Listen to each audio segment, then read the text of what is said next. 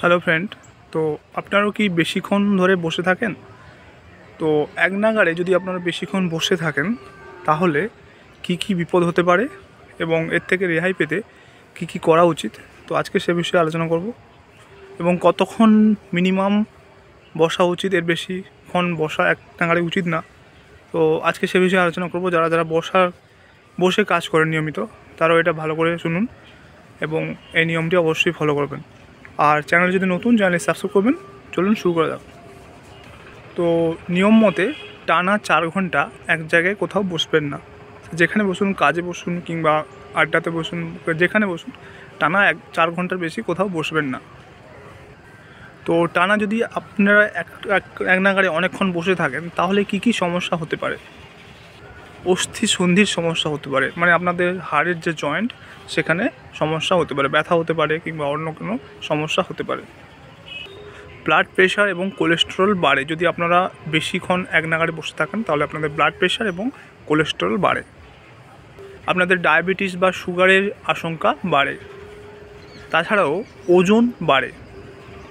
এছাড়াও মস্তিষ্কের উপর প্রভাব পড়ে, যেমন দুশ্চিন্তা, অবকাশ ইত্যাদি লক্ষণ প্রকাশ পায়।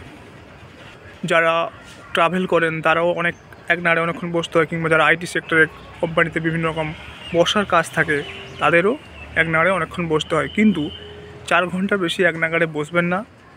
তাছাড়াও এটা সমস্যা এড়াতে গেলে কী কী নিয়ম মানবেন, তো সেটা দেখে নেওয়া যাক।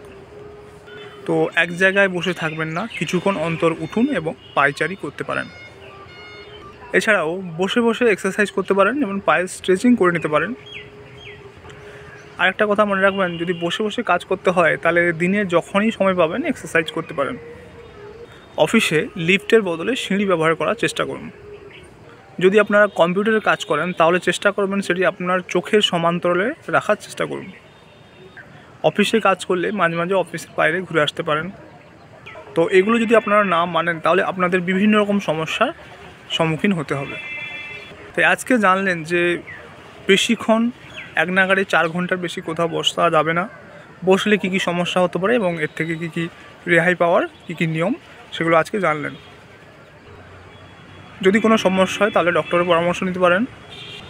তো আজকের ভিডিও এই পর্যন্ত। চ্যানেল যদি নতুন, চ্যানেল সাবস্ক্রাইব করবেন, ভিডিওতে ভালো লাগে লাইক করবেন। Thank you for watching.